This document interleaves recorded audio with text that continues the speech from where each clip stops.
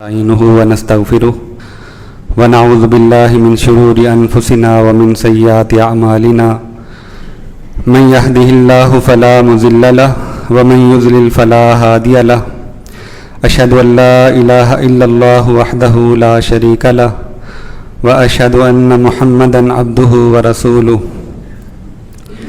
أما بعد فإن خير الحديث كتاب الله وخير الهدي هدي محمد صلى الله عليه وسلم وشر الأمور محدثاتها وكل محدثة بدعة وكل بدعة ضلالة وكل ضلالة في النار.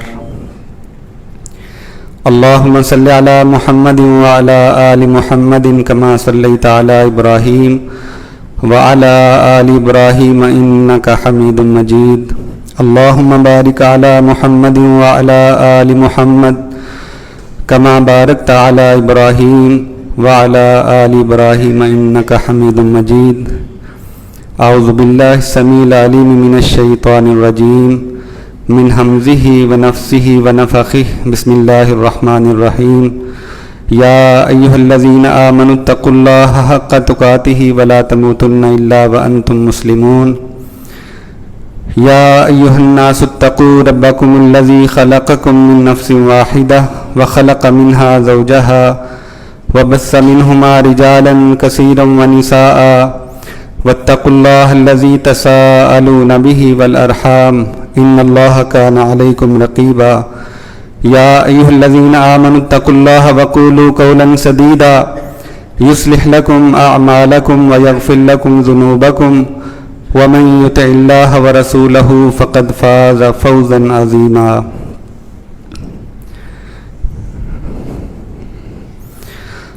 رسول اللہ صلی اللہ علیہ وسلم فرماتے ہیں اللہ تعالیٰ کو وہ کام سب سے زیادہ پسند ہے جو بہترین انداز میں کیا جائے اور ترتیب سے کیا جائے. اللہ تعالیٰ اس کام کو پسند کرتے ہیں جس میں بہتری کی کوشش کی جائے، وہ بہترین طریقے سے سر انجام دیا جائے. اللہ کو وہ کام پسند ہے. صحابہ اکرام رضوان اللہ علیہ مجمعین ایک دفعہ قبر بنا رہے ہیں تو قبر بناتے ہوئے ایک طرف سے قبر تھوڑی چوڑی کھدائی کر دی گئی اور دوسری طرف سے تھوڑی سی کم تھی اور اس کو وہیں پہ چھوڑ دیا. تو رسول اللہ صلی اللہ علیہ وسلم نے فرمایا کہ اس کی دیوار کو سیدھا کر دو اور اس کی چوڑائی کو برابر کرو اور اس کو بہترین طریقے سے کھدائی کرو. اسلام عزیز بھائیوں وہ دین ہے جو قبر کی کھدائی کرنے میں بھی بہترین کی ڈیمانڈ کرتا ہے. مومن کا مزاج یہ ہوتا ہے، مومن کا رویہ یہ ہوتا ہے کہ وہ بہترین سے کم پر کسی طرح بھی سمجھوتا نہیں کرتا، وہ بہترین سے بہترین کرنے کی کوشش کرتا ہے. آپ کا تعلق زندگی کے کسی بھی شعبے سے ہے، آپ انڈسٹریلسٹ ہیں، آپ تاجر ہیں، آپ دکاندار ہیں، آپ شاپ کیپر ہیں، آپ جاب ہولڈر ہیں، آپ بینک کے اندر کلرک ہیں، آپ اکاؤنٹنٹ ہیں، آپ بلاک لگانے والے مزدور ہیں. آپ کا پیشن چاہے کوئی بھی ہے لیکن اپنے کام کے اندر اور اپنے پیشن کے اندر محنت کرنا یہ اللہ تعالیٰ کو پسند ہے. رسول اللہ صلی اللہ علیہ وسلم مسجد نبوی کے اندر موجود ہیں.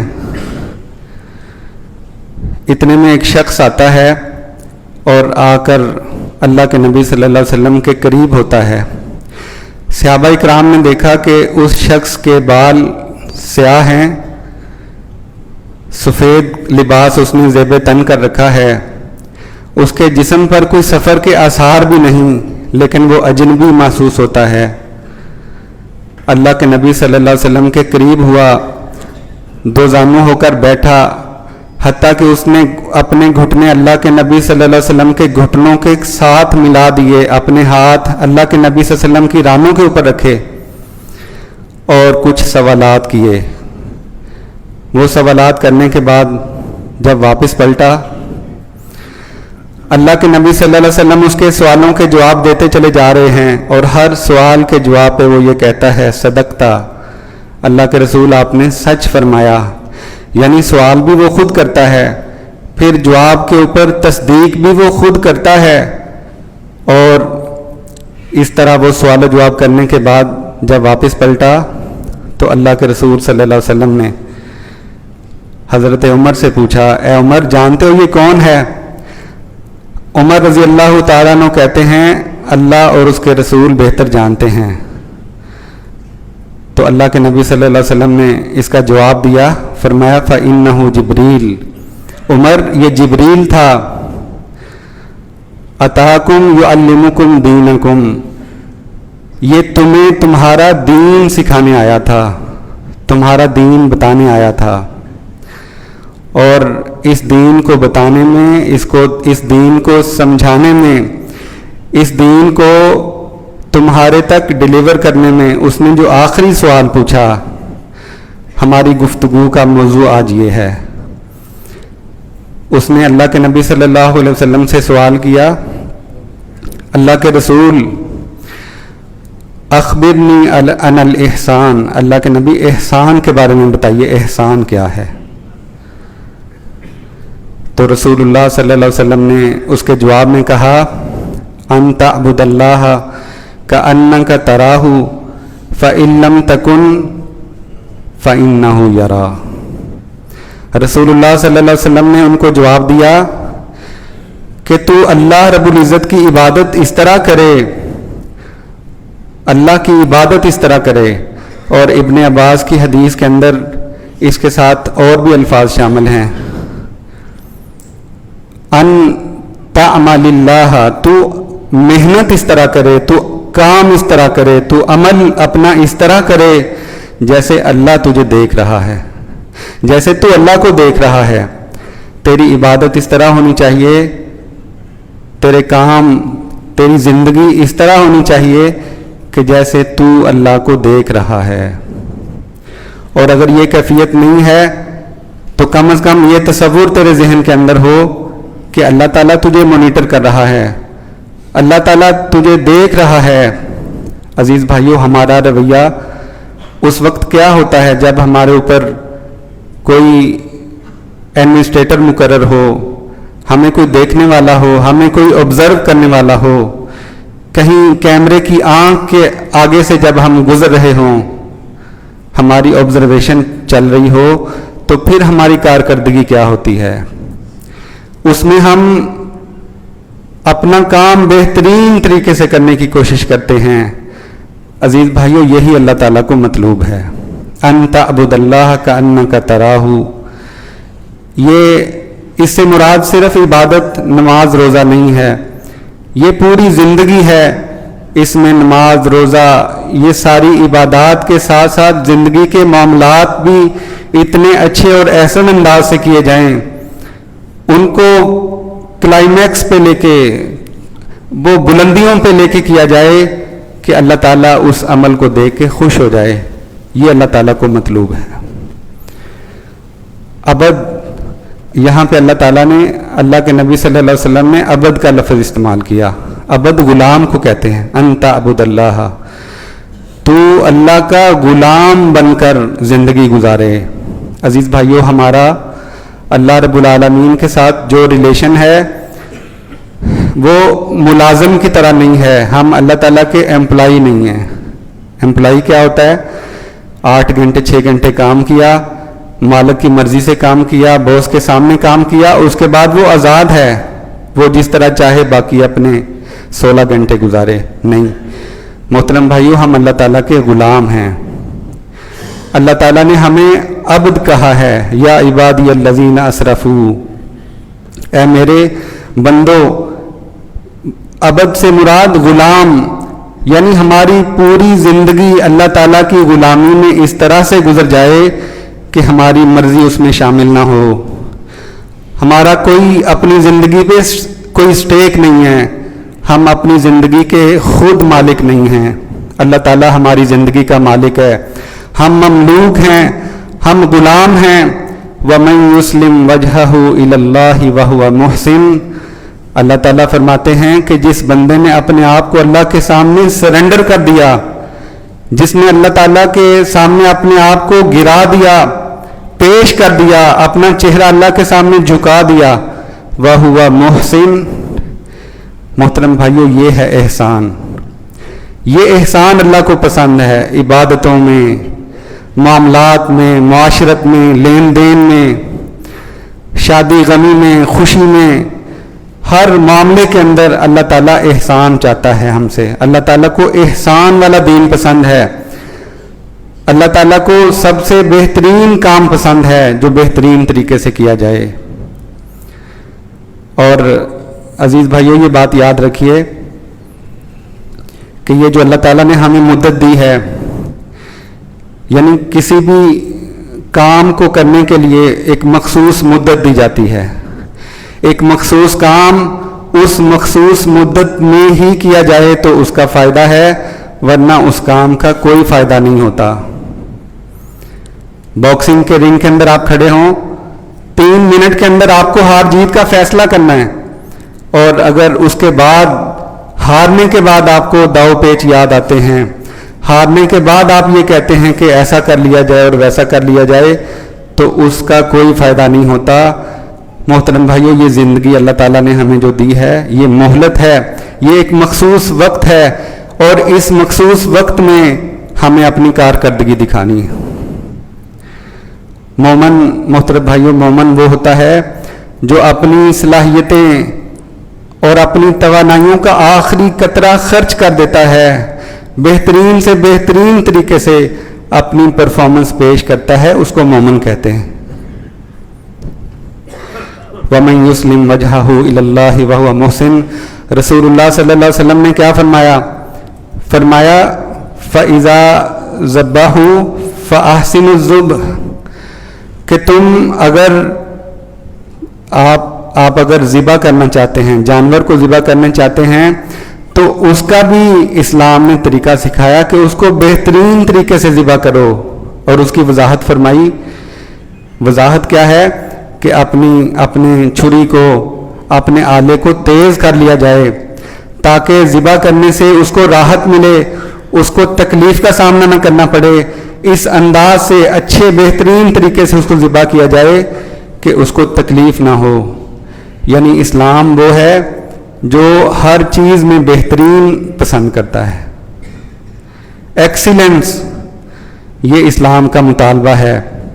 اور کل قیامت کے دن وَلَوْ تَرَىٰ إِذِ الْمُجْرِمُونَ نَاكِسُو رُؤُوسِهِمْ عِنْدَ رَبِّهِمْ رَبَّنَا أَبْصَرْنَا وَسَمِعْنَا فَارْجِعْنَا نَعْمَلْ صَالِحًا إِنَّا مُوقِنُونَ. جب لوگ قیامت کے دن اپنی آنکھوں سے، جب مجرم اپنی آنکھوں سے یہ سب کچھ دیکھ لیں گے، اللہ تعالیٰ کے عذاب کو دیکھ لیں گے، تو پھر یہ کیا کہیں گے؟ کہیں گے یا اللہ ایک دفعہ ہمیں دنیا میں واپس پلٹا دے، ہم بہترین کام کر کے آئیں گے، ہم بہترین عمل کر کے آئیں گے، ہم نیکیوں کے انبار لگا دیں گے، ہم ایسا عمل کریں گے جو تجھے پسند ہوگا. لیکن محترم بھائیو، جب وقت گزر جاتا ہے تو پھر اس کے بعد کیا ہوا عمل کوئی بھی اللہ تعالیٰ کو قبول نہیں ہے. دنیا کے بہت ہی شہرت یافتہ باکسر محمد علی باکسر سے کسی نے سوال کیا کہ چیمپئن کی تعریف کیا ہے؟ چیمپئن کسے کہتے ہیں؟ 3 دفعہ انٹرنیشنل ایوارڈ یافتہ یہ باکسر خاموش ہو گیا اور سوچ میں پڑ گیا. پھر بولا اور جواب دیا، کہنے لگا کہ چیمپئن کی تعریف یہ ہے کہ مخصوص وقت میں، ایک مخصوص وقت میں اور اس مخصوص ٹائم کے اندر اور مخصوص مقابلے میں جو بندہ بہترین کارکردگی دکھاتا ہے اس کو چیمپئن کہتے ہیں. یعنی وہ اپنی کارکردگی کے اندر سب سے بہترین پرفارمنس دکھانے والا ہوتا ہے، اور جب وقت گزر جائے تو اس کے بعد کیا ہوا کوئی بھی عمل فائدہ نہیں دیتا. رسول اللہ صلی اللہ علیہ وسلم کے صحابی عبداللہ بن مسعود رضی اللہ تعالیٰ عنہ وہ کیا کہتے ہیں کہتے ہیں اللہ تعالیٰ نے لوگوں کے دلوں کو قریب سے جھانک کر دیکھا، لوگوں کے دلوں کو قریب سے جھانک کر دیکھا، جو دنیا میں سب سے بہترین دل تھے، سب سے اعلیٰ دماغ تھے، سب سے جو بہترین لوگ تھے، اللہ تعالیٰ نے وہ اپنے رسول صلی اللہ علیہ وسلم کے ارد گرد جمع فرما دیے۔ عزیز بھائیوں، وہ بہترین کس وجہ سے تھے؟ ان کی بھی یہی 2 آنکھیں 2 کان، ان کی بھی زندگی یہی تھی، وہ بھی 50-60 سال زندگی اس دنیا میں بسر کر کے گئے، ان کا بھی اسی مٹی سے بنا ہوا جسم تھا، لیکن بہترین کس وجہ سے تھے؟ محترم بھائیوں، مومن رزق لینے والا ہوتا ہے، مومن اپنا کچھ بھی بچا کر نہیں رکھتا، وہ اپنا سب کچھ خرچ کر دیتا ہے، تب جا کے بہترین بنتا ہے۔ وہ اقبال نے بھی کہا تھا، تو بچا بچا کے نہ رکھ اسے، تیرا آئینہ ہے وہ آئینہ کہ شکستہ ہو تو عزیز تر ہے نگاہ آئینہ ساز میں۔ یعنی اس زندگی کو ہم جتنا کھپائیں گے یہ اتنی قیمتی بنتی چلی جائے گی۔ ہم اپنے آپ کو جتنا کھپا دیں گے، اپنی صلاحیتوں کو بروئے کار لائیں گے، جتنا ہم اپنا آپ خرچ کریں گے، ہماری صلاحیتیں بڑھتی چلی جائیں گی، ہمارا جو بہتر سے بہترین کا سفر ہے وہ آگے سے آگے بڑھتا چلا جائے گا، اور یہ تب ہوگا جب ہم اپنے آپ کو خرچ کریں گے۔ تو اللہ تعالیٰ سے دعا ہے، اللہ تعالیٰ یعنی وہ چیز جو اللہ تعالیٰ کو مقصود ہے، بہترین پرفارمنس، اللہ تعالیٰ ہمیں ہر حال میں بہترین دیکھنا چاہتا ہے، اللہ تعالیٰ ہمیں احسان والی کیٹیگری میں دیکھنا چاہتا ہے۔ ان اللہ یحب المحسنین، اللہ تعالیٰ اپنے احسان والے بندوں کو پسند کرتا ہے، جن کی کارکردگی سب سے بہتر ہوتی ہے۔ محترم بھائیو، ہم دنیا کے مقابلوں میں، دنیا کی چیزوں میں ہم ایک دوسرے سے آگے بڑھنے کی کوشش کرتے ہیں، لیکن اللہ کی بندگی کے اندر، اللہ کی اطاعت کے اندر اور اللہ کو ماننے کے اندر ہمارا مقابلہ اس چیز میں ہونا چاہیے کہ ہم اللہ کے سامنے، اللہ کی بندگی میں ہم اپنے آپ کو آگے سے آگے لے کے جائیں، اللہ کے سامنے ہم اپنے آپ کو اس طریقے سے پیش کریں کہ اللہ تعالیٰ ہم سے راضی ہو جائے، اللہ تعالیٰ ہمیں پسند فرما لے، اللہ تعالیٰ ہمیں عمل کی توفیق عطا فرمائے۔ اقول قولی ھذا استغفر اللہ۔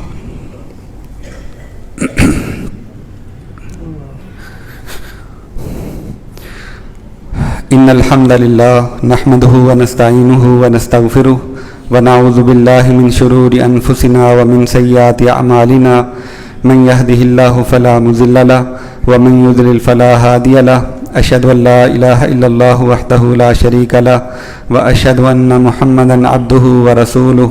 اللهم صل على محمد وعلى آل محمد كما صليت على ابراہیم وعلى آل ابراہیم انك حمید مجید۔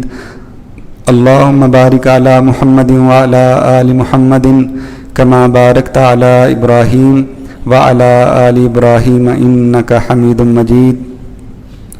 رب اشرح لي صدری ويسر لي امری واحلل عقدۃ من لسانی یفقهوا قولی۔ رب زدنی علما۔